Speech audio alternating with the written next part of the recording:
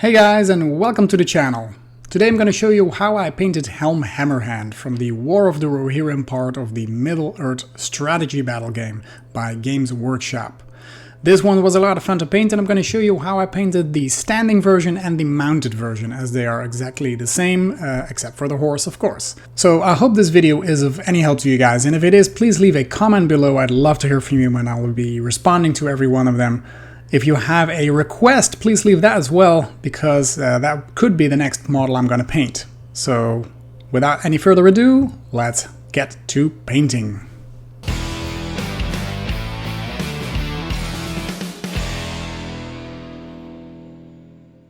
Alright, so I primed both models in a light gray primer, and we're going to paint those simultaneously, at least the person itself, Helm Hammerhand in this case, because he has the exact same color scheme in both characters, and we're going to paint the horse at the end of the video. So I'm going to show you step by step what colors I used, what techniques I used, and just to emphasize, I'm not a master painter, but I try, and I hope this video can help you in either starting your project or choosing some colors or maybe some techniques that help you along the way.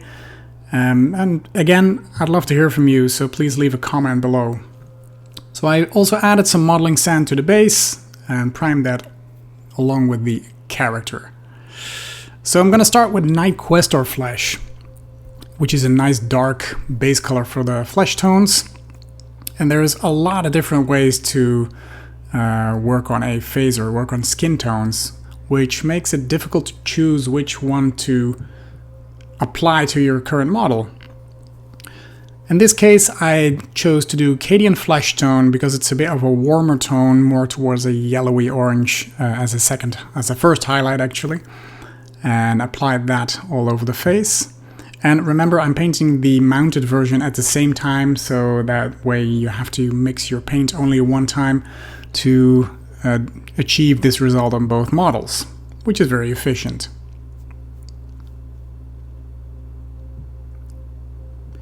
Now for the highlight, second highlight in this case, I'm going to use Pure Kislev Flesh and focus on the raised area, so the eyebrows, the tip of the nose, the cheekbones, the forehead, so basically all the colors that would reflect or catch the most light, the more raised areas, and leave the rest nice and dark.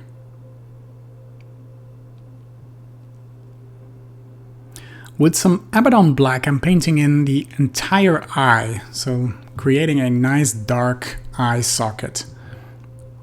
Just the area where the eye is, but I want a tiny black line surrounding the eye, the whites of the eye, just to make it stand out a bit more.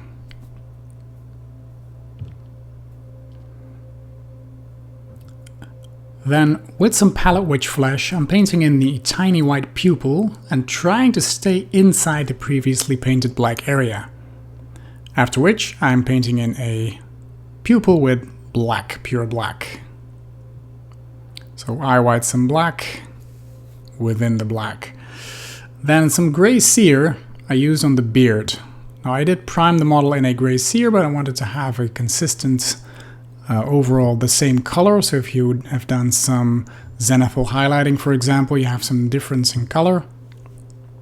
I'm going to wash the beard with Apothecary White, and I love this Apothecary White. I like it even more than Nuln Oil, because Nuln Oil tends to be a bit too black, too dark, and I want the color of the shades in his hair to be very subtle. Then the first highlight I'm going to apply is a mixture of gray cere and white scar, to pick out some of those even brighter hairs. So for this, of course, I'm focusing on the top of the head and the more visible hair that catch the light, so the top of the beard as well. Really make those hairs pop out.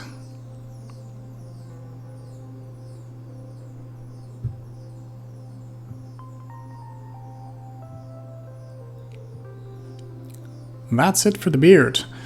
Next is the greens. Caliban green I'm using for the primary base color of the armor, the fabric of his cloth. So that's below here as well. And the shirt he's wearing. somewhere around his waist, some shining through, and his elbows, of course, behind his armor there.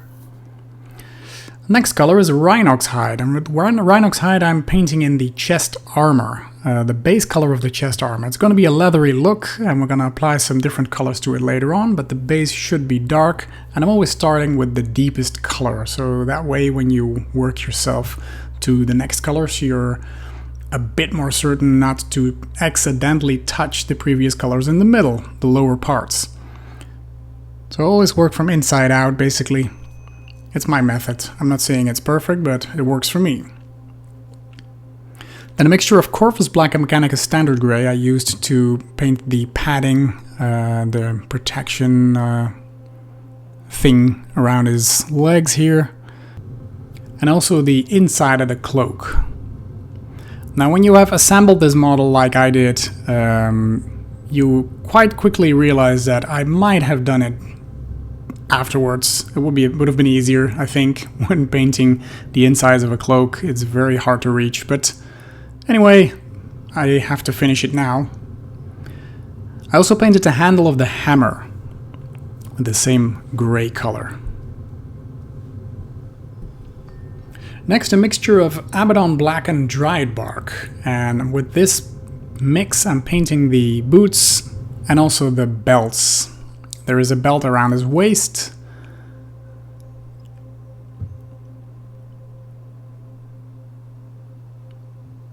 And some tiny straps here and there.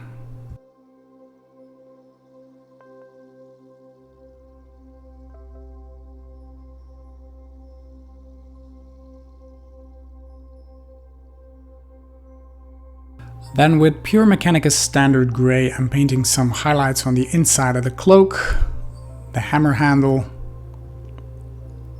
and the padding around his legs.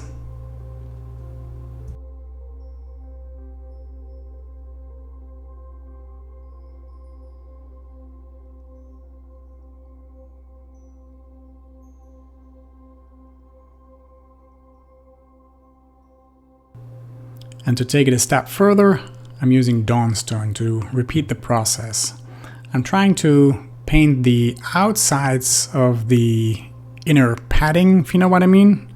Kind of create some depth here by focusing on those edges.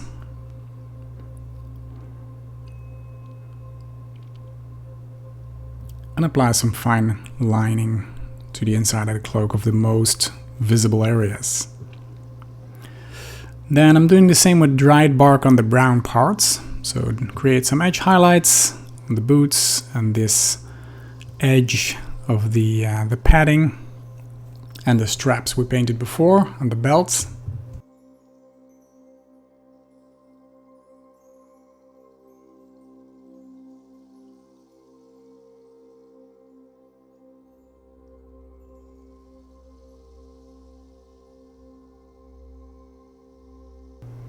And to highlight those greens, I'm using a mixture of Caliban green, the base coat we used, mixed with Warboss green to about a 50-50 mix. And get some nice details in there as well. Follow the folds, focus on the raised areas, and give it some edge highlighting if you want. And we're going to repeat this process, but on smaller areas, of course, with pure Warboss green.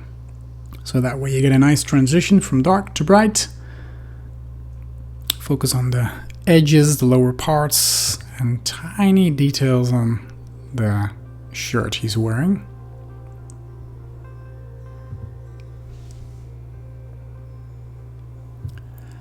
I'm then going to use Baneblade Brown to create an extreme extra highlight on the previously painted brown parts we did, so the straps and the boots, etc.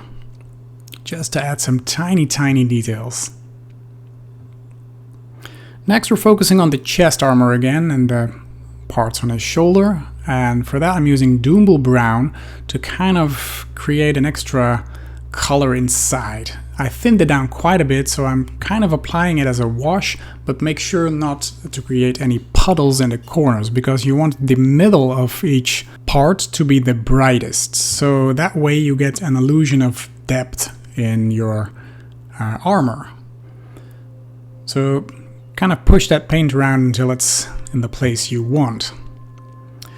Now with that done, we're going to focus on the gold armor, and for that I'm using Auric gold armor, and there is a lot of it. It's a lot of edges and details on this model. There is a lot of gold, so take your time, because this was the most time-consuming part for me.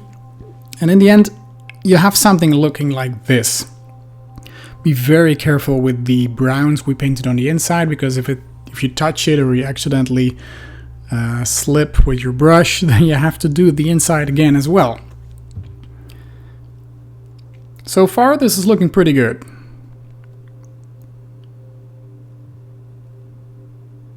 Next part, the gloves. Abaddon black to paint the entire glove. There is some gold detail in the middle. Of course, we're not going to be painting that. If you thin down your Abaddon black just a little bit, like 20% maybe, you get this nice kind of contrast paint effect with the knuckles a bit brighter than the rest, and the darker part between the fingers. Either way, we're going to be highlighting that with some Mechanica Standard Gray, focusing only on the top of the fingers, the knuckles, the upper hand, etc.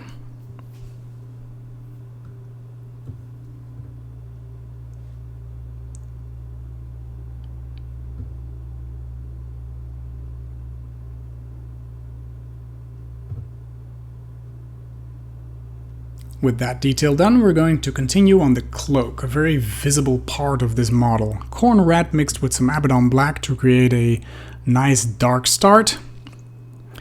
And there is a lot of ground to cover here, because he's wearing a full cloak. The color of red is only on the outside, so the inside we already painted with the gray. And we're now going to be highlighting that with pure corn red. And remember to paint the inside of his mace as well. So I'll start with the darker tone, work up to pure corn red for this one.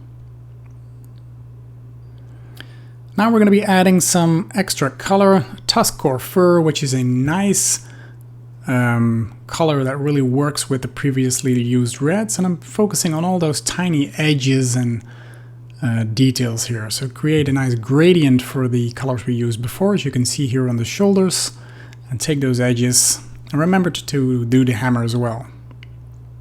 Then a mixture of Auric Armor Gold and Stormhost Silver I'm using to kind of add some glow to the gold parts, because it's very yellowy now, very gold looking, and I wanted it to be a bit more aged, a bit more subtle, so I'm toning it down just a little bit. And a nice way of doing that is mixing metallic paints with metallic paints.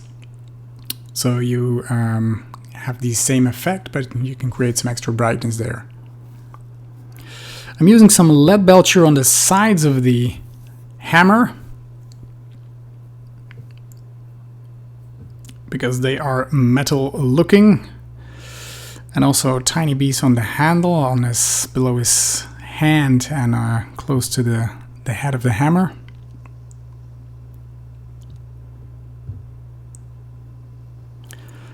Then again with some Auric Armor Gold, I'm painting in the details, so the two sides here next to the red, dividing the metal and the red.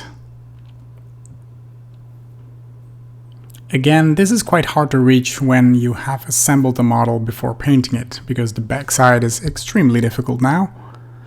I'm also painting the details on the hilt of the sword and the sword itself.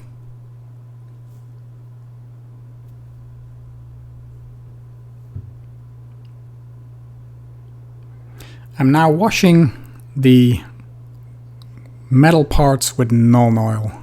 So that's the handle, the hammerhead itself. I like to create some nice shades in there to really divide those colors. Then with pure Stormhost Silver, I'm adding some nice sharp details to this hammerhead. There are some beautifully crafted corners here which you want to accentuate with this highlight. It really makes it pop out.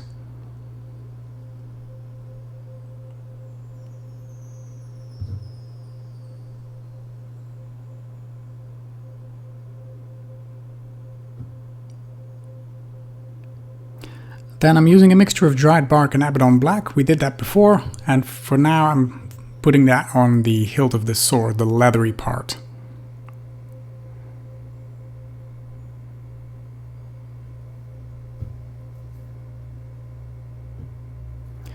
Now I like to continue painting, so before continuing on this sword hilt, I'm using some Reikland flesh shade on all the gold parts to kind of blend those colors together and create some extra shading in there.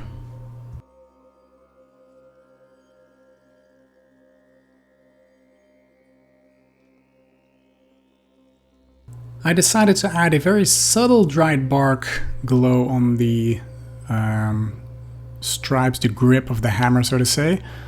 And for that I'm using a dry brush. So wipe off most of your paint, focus on the front of the hammer, and that way you get some nice light brown details on it. Now with Ushabti bone, I'm painting the fringes of the cape. And that's the bottom part of the cape. I didn't have any good video visual, so I'm trying to explain it as we're going here. So that's Ushabti bone for the fringes of the cape as a base color, and next I focused on the horn. And the horn I painted with rock art flesh, so the bone part of the horn, so to say. And there is some detailing on there as well, and of course we're going to paint that too with Hashut copper. Now there's also this inside of the horn, and I just painted it, I used some null because then you get a nice and dark center and some brighter part along the sides, which should be more visible when you're actually looking at a horn. Now the magic for those fringes is very simple. I'm using pure Seraphim sepia on the Ushabti bone we did before to create a nice orange look, which really works with the red cape. Try and pull your paint upwards so that the darkest part, the most Seraphim sepia, is in the upper part, of course. Then I'm highlighting the gold parts with some Canoptic alloy. And there is a lot of gold parts, you remember? Not the chest armor, because we did that before. So I'm focusing now only on the weapons.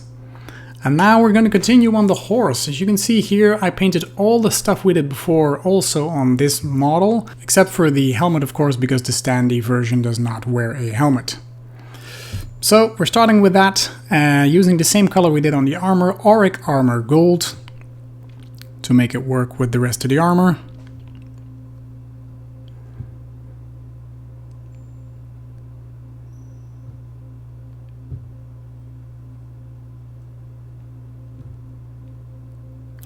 Next up, some Hashut copper on the stirrups.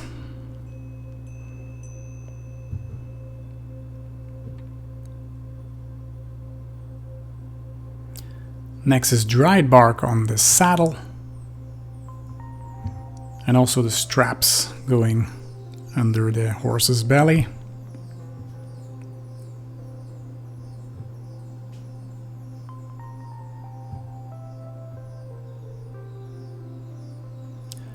I'm then using Black Templar on the cloth beneath the saddle.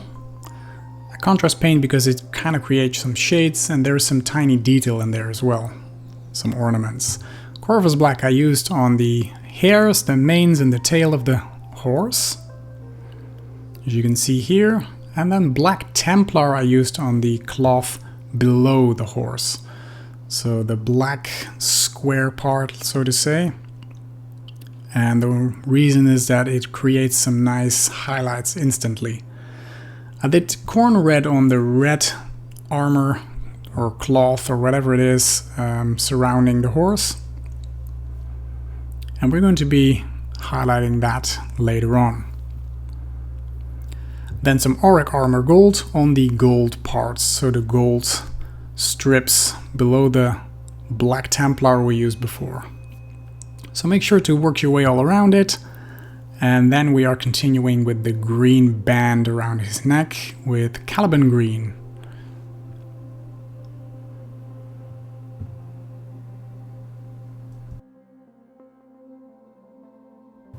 Now all of the reds we're washing with Caribou Crimson. And that really makes it nice and dark, and I think if you use a large enough brush you create some darkness in the centers of those patches, giving it kind of an automatic highlight on the outsides in one brush stroke. Some hashed copper on the armor on his back, the back of the horse that is. It's not really visible. And there is some nice tiny details on the horse head, and we painted all the reins and the armor of the horse with dried bark before, so also the part on his head, but there's some beautiful tiny details there that I wanted to have in a golden finish. Also around the eye, the nose, so there's plenty of details there.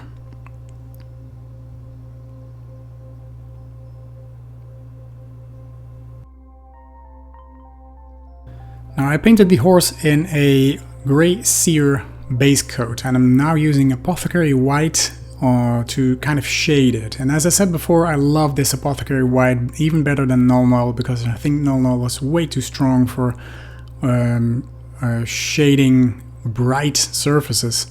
So this is very subtle, but you really see those details. I'm using Reichland Flesh Shade on all the gold parts on the horse, so that's the head.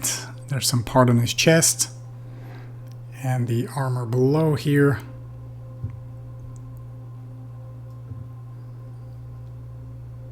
Then Black Templar again to paint the hooves. You can use Abaddon Black if you want and then highlight it a bit, but when using Black Templar you kind of instantly create some darker and brighter areas. And I'm using that to paint in the eye as well. Next, with a dry brush and some grey sear, I'm highlighting those manes. And of course the tail.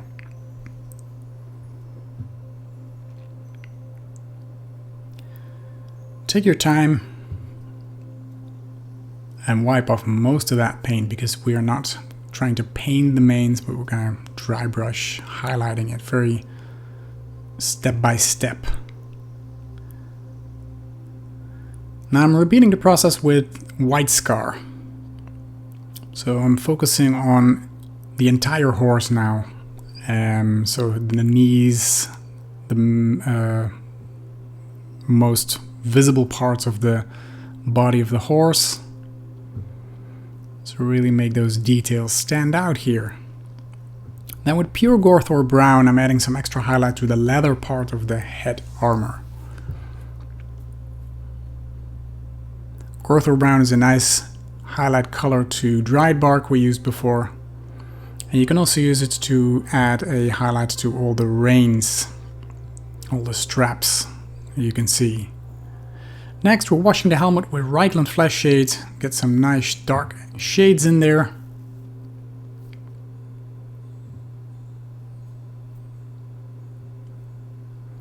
And then with Pure Lead Belcher, we're painting in the horseshoes. A nice tiny detail. Don't forget the bottom.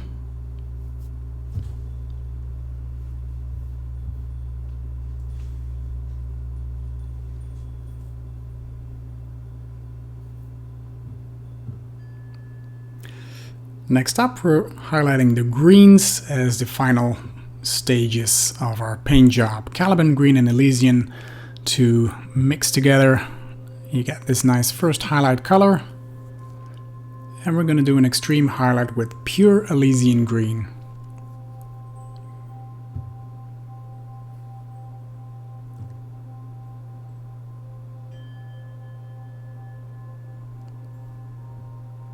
Once done, some tiny details to the helmet with some Canoptic alloy to create some sharpness and some sharp edges here and there.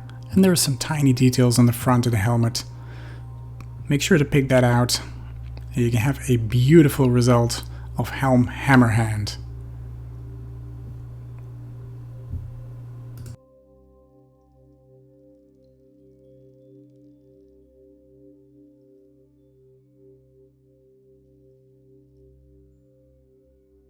And here's the result of both models of Helm Hammerhand in full armor. This was a lot of fun to paint, and I hope this video tutorial was of any help to you guys. And if it was, please leave a comment below, I'd love to hear from you. And consider subscribing to the channel, so I'll keep you posted on any future video that is coming out every week. If you're interested in these kind of videos, please also consider checking out my Patreon page, as I'll be painting a lot more games there, and also some videos that might appear on YouTube maybe in half a year or so. So you have early access there, and some are exclusively to Patreon, so you can only find them there. For now, thank you so much for watching. I hope to see you in one of my next videos. Bye bye!